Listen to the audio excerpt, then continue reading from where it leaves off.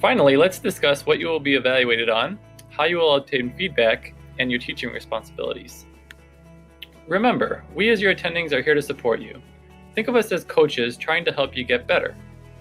We know that a lot of these concepts are new, so just be engaged, ask questions. We're not looking for perfection. We want to see improvement and response to feedback. Your performance on this rotation will account for 30% of your pediatrics grade. You will be evaluated by at least one hospitalist, and after you complete evaluations of the residents, they will then receive evaluations to complete for you. You will be evaluated in the following areas. The first is history taking, your ability to gather accurate and detailed data, and seeking data from secondary sources such as primary care physician notes in Epic. Physical exam skills, your ability to perform accurate and focused exams, identifying significant changes from previous exams, and correlating physical findings with presenting symptoms. Communication of clinical data that is comprehensive, efficient, and has detailed thought processes and appropriately tailored to clinical settings. These include your H&Ps, progress notes, discharge summaries, and presentations on family-centered rounds.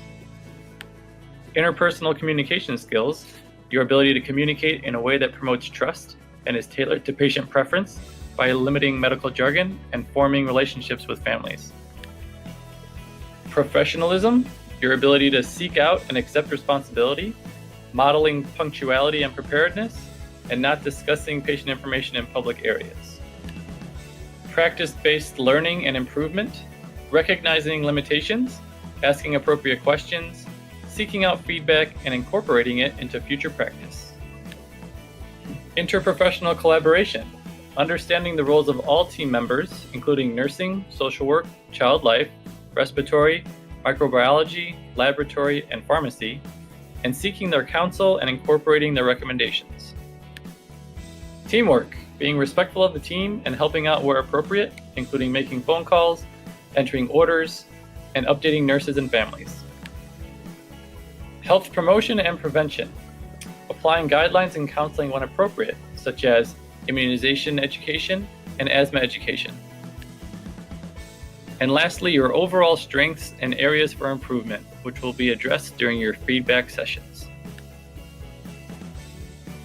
Feedback is all about open communication.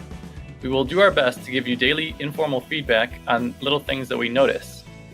Additionally, it helps if you ask us to look at specific skills that you want feedback on before rounds. Additionally, as mentioned earlier, you will receive feedback on one observed H&P, 2 written H&Ps, and you will also have at least one formal session with an attending to assess your overall performance during the rotation. Now let's take a look at your educational opportunities for your rotation. There is an education calendar posted in the workroom with all of this information.